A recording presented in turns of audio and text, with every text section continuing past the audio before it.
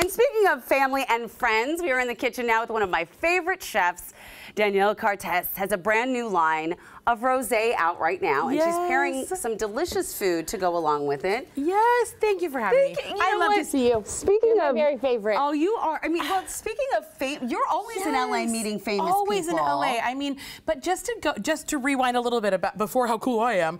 I was listening to your talk and just getting a little bit teary-eyed, almost emotional. Like, it is so important to spend time with family and to get back to our roots, and that nostalgic feeling is so strong. Like, I just love that, and I've been really working on having more gratitude, being present in the moment, because it's like this life is but a vapor. It is. It just passes by and we get so busy, but I just thought that that was so neat. I think that this summer especially is so good for people to just take a deep breath, take a step back. Your situation might not change, but your attitude can. Your attitude, isn't that so true? It changes everything. That perspective, that reflection, it's so important. Like, I was so much, like, flying back into Seattle yesterday, I was so grateful. Keep talking, I'm just gonna start. Just get started. I'm so grateful that I live the beautiful life here and the beautiful people. I mean, it's just wonderful. And your family and your kids, and it doesn't, and it's not like toxic positivity where everything's okay all the time. No. But you just have to have this better a better understanding of how gifted we really are, even in the hard stuff. Even in the hard stuff. Life is a gift. If you're breathing, you got a purpose. Dude,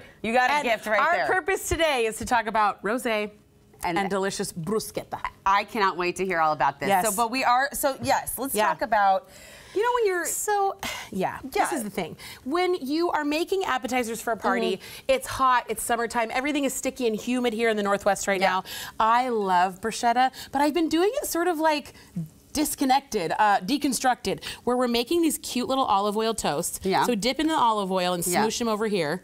And I want them to be like nice and crunchy and crispy. Then we're taking brie rather than assembling all the toast. It's almost like a family style. So you broil the brie with the tomatoes 5 to 7 minutes, and you've got yourself this really impressive little appetizer. Can I ask a question too? Because I have done bruschetta before, but I always bake them. I like this better because you're going to get the olive oil in there. It just has a different texture. I bake them too, but you want them like nice and crispy and brown. I'm going to wait and then you take your little brie. Here's a fun fact about brie. You know how sometimes it kind of smells like ammonia? Like it gets, this one's fine because he's been open air for a while. If you let your brie breathe, just let him sit on the counter for a little while, it's going to take away all that, the ammonia is going to dissipate, and you're going to have a much creamier, milder tasting brie. Instead of going directly from the fridge to your application. How long? Like, I mean, I like 30 minutes to an hour, and then you're going to be so wildly surprised. Even if you're baking it, you want to leave it out for a little bit. Even if you're baking it, I do.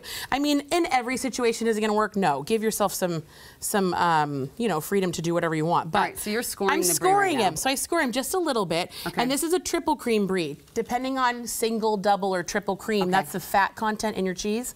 This guy's a triple, so we really want to watch him.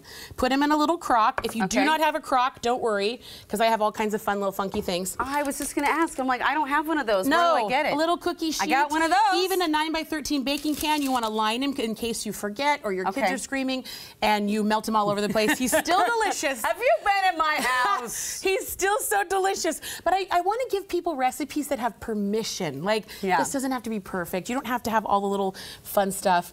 But I did get the fun stuff for TV. Regular old cherry tomatoes work, even just like a hothouse slicing tomato. So we're going to pile all these tomatoes on. So pretty. Isn't it beautiful? So pretty. Salt him because we always want to season our tomatoes. And you're putting it to the side a little bit because are we going to put our bread over here? Well, the bread can go over here too as like a little serving area, like a little serving dish. Okay. And then some fresh herbs. I grew these guys. This is lemon thyme. Smell that. Oh, you grew that? I grew that. Oh, that's lemon so awesome. thyme. It's my favorite. Oh. You can strip the leaves. It smells lemony. It's lemony. It's like that's thyme, so cool. but much lighter, because sometimes thyme is a little bit strong. It's a little bit intense. You can do them in a stew, but I'm like, fresh thyme on stuff can be a lot. They should make a perfume out of this. I would literally bathe in it.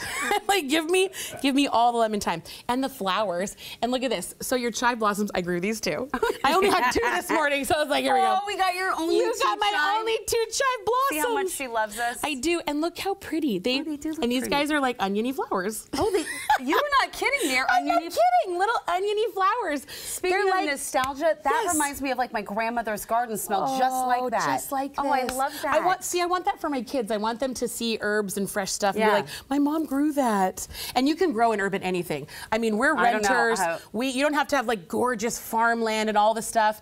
Little pots, herbs need very little help. What is your secret about growing herbs in pots? Because I kill every herb I try to grow. You should see the basil disasters. Oh, you know what? The secret is to not stop. These are perfect. Sorry, look at that. Totally chopped the secret is to not stop trying, because I've had a garden for 8 years. Yeah. And I feel like this is the first year. It takes a while to sort of like figure it out. Like they need just enough water, and they could be root bound, get a little bit bigger pot, but you're going to be really surprised that root balls survive. Okay, so you're saying these are gorgeous. Know the environment that you're in. Okay, all right, that's good advice. That's good advice. All right, so here we are. You're wonderful. These are beautiful. And honestly, we can just take these right here, put them right here onto our gorgeous little platter. See, I'm all about Wait, could you bake all that together? No, we're pretending right now. We're pretending, okay. So I have a baked one over here. I'm going to set this right here just for beauty, just so we can grab one and taste and chomp down. But you would not bake these all together. You can, though. If you wanted to be fancy, not fancy, smart, like and put all your little olive oil toast and put it on one sheet, this only takes 5 to 7 minutes. Oh, that's and it's great. done. Like, look how pretty it is. And then look it is. how pretty it is when it comes out. Now, the whole reason we created this meal was to go with this beautiful French for water new glass bottle of rosé. I'm so called proud. Which is literally on the label, it says French for water. I love that. So low. And it's so funny because these are 100% Syrah grapes. Here goes my little infomercial speech. Yes, please. No, 100% Syrah, grown in the Waluka Slope here in Washington State. And did you know, when we started this, I had no idea. But come to find out, this is how cool God is. We grow in the same parallel as they do in France. So we know the 46th parallel on the Waluka Slope. How cool.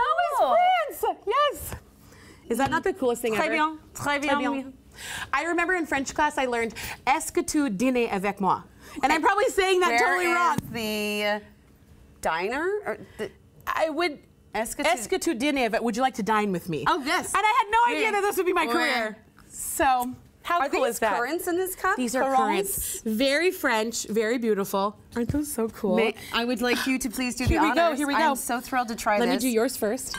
What made you decide you wanted to make a rosé? Well, you know, we did vodka last year, and it was like a 2, and the vodka's going wonderfully, but so many women were asking for wine. Like, when are you going to do wine? Are you going to get into that? Summer. And I met the lovely people at RM Winery, and I said, let's do this. We started negotiations and talks in February, and literally in July, we have this dry, this is gorgeous. Look at, cheers.